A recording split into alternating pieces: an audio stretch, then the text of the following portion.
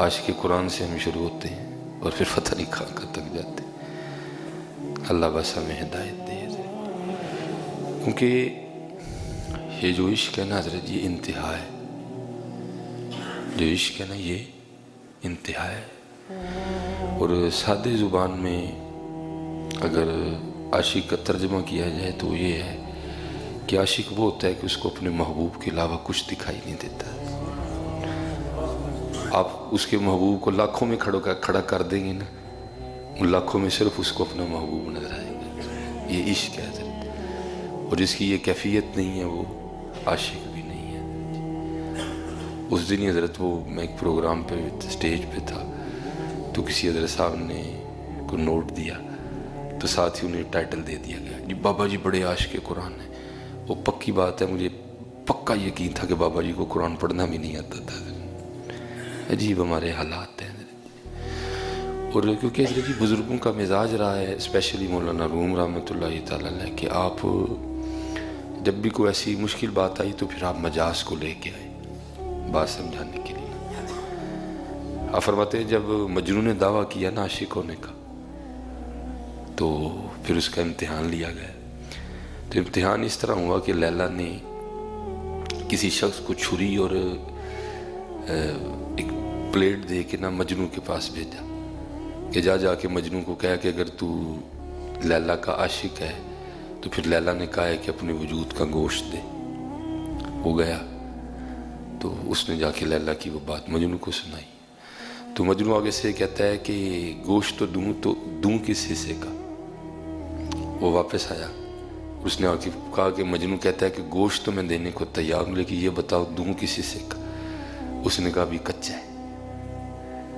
اس نے کہا بھی کچا ہے۔ اس نے کہا تو بھی کس طرح پتہ چل گیا کچا؟ اس نے کہا ابھی تک اس کو اس سے یاد ہے ابھی اس کو اس سے یاد ہے، اور دعویٰ کرتا ہے عاشق ہونے کا۔ عاشق تو وہ ہے وہ خود کو نہیں دیکھتا، وہ صرف محبوب کو دیکھتا ہے۔ یہ کیسا عاشق ہوا کہ جس کو ابھی تک اپنے حصے یاد ہے؟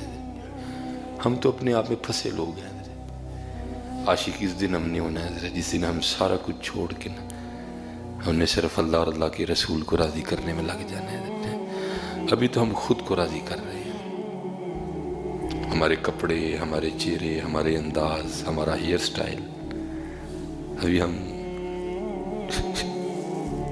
ابھی ادھر نہیں کچھ، ابھی تو ہم خود میں پھنسے لوگ ہیں جو ان کو راضی کرتے ہیں۔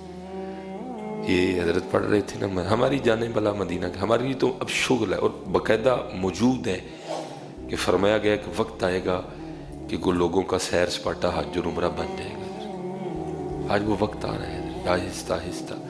اب ہاں ہم وہاں نہیں جاتے، اب ہم سیلفیاں کھینچنے جاتے ہیں حضرت، تاکہ ہم جا کے لوگوں کو بتا سکیں کہ میں بھی مدینے گیا ہوا تھا۔ تو لوگوں کے لیے آیا ہے، تو دیکھ تو صحیح تو کن کی بارگاہ میں آیا؟ تجھے ابھی بھی لوگ یاد ہیں، تجھے یہاں کے بھی دوست یاد ہیں، تو پل پل کی تصویریں کھینچ کے پاکستان بھیج رہے ہیں۔ تو لکھا ہے کہ میں نے پڑھا ہے حضرت جی، اور بات یقین اور محبت والوں کے لیے، اگر آپ اعتراض کرنے نکلو گے تو میرے پاس آپ کے اعتراض کا کوئی جواب نہیں ہے۔ ہم تو ماننے والے لوگ ہیں، اور ہم نے تو عشق سیکھا بھی نہیں لوگوں سے، ہم تو چل رہے ہیں ان کے نقش قدم پہ، شاید کامیاب ہو جائیں کہ نبی علیہ السلام سے محبت کس طرح کرنی ہے۔ ہم نے تو نہیں لوگوں سے سیکھا۔ تو لکھا ہے کہ ملا عبد الرحمن جامی بڑے عاشق رسول تھے حضرت جی۔ تو آپ جو ہے نا حج کے لیے تشریف لے گئے، مدینہ طیبہ حاضر خدمت ہوئے۔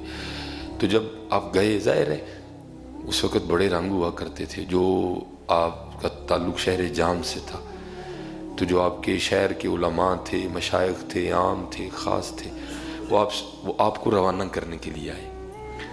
تو جب ملا عبد الرحمن جامی گئے نا مدینہ پاک، تو آپ کی اتنی بڑی داڑھی تھی، داڑھی مبارک نا بڑی داڑھی تھی آپ کی، اتنی بڑی داڑھی شریف۔ تو جب آپ مدینہ پاک سے واپس آئے تو داڑھی چھوٹی رہ گئی ہوئی تھی۔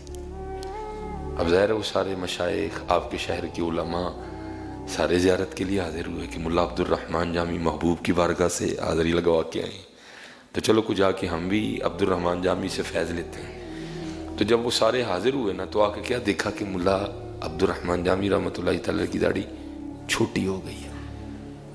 لوگوں نے کہا بھائی یہ کیا ہوا، یہ تو مدینہ پاک گئے تھے، تو یہ کیا کر رہے ہیں؟ داڑھی چھوٹی کروائیں. تو اس وقت حضرت جی جو تنقید تھی نا، وہ تنقید برائے تنقید نہیں ہوتی تھی، وہ تنقید برائے اصلاح ہوتی تھی حضرت. وہ دور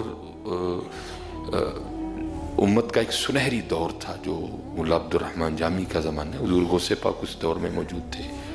یہ تقریباً آگے پیچھے ہیں سارے بڑا خوبصورت دور تھا یہ.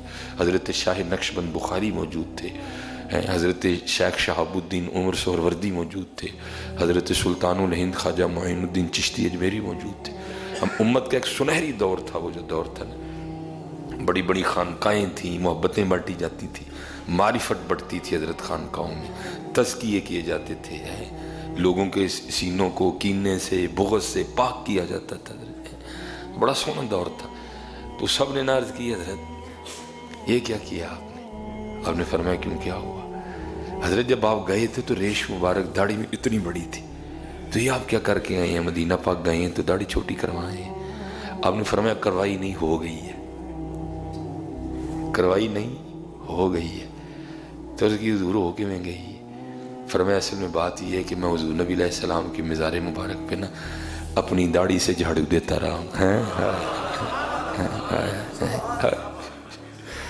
میں حضور نبی علیہ السلام کے مزار مبارک پہ اپنی داڑھی سے صفائی کرتا رہا. حضور کے روضہ انور کو، حضور کے مزار مبارک، وہ صفائی کرتے کرتے چھوٹی ہو گئی ہے. یہ تھے مدینہ جانے والے لوگ. ہم نے کیا جانا ہے؟ ہم نے کیا جانا ہے؟ اور یہی ہے عشق حضرت، یہی ہے عشق حضرت. عشق پہ زور نہیں ہے یہ وہ آتش غالب. تیاگ حضرت، عشق پہ زور نہیں ہے یہ وہ آتش غالب. لگائے نہ لگے، بجھائے نہ بنے. حضرت سیدنا بلال رضی اللہ تعالیٰ عنہ جب حضور کا وصال ہوا نا، جیسے ہم کہتے ہیں ہم پہ اور تسی تو مدینہ مدینہ پہ کری جاندے ہو ہر ویلے. ہم مدینہ اس لیے کرتے ہیں کیونکہ مدینہ میں ہمارے حضور ہیں.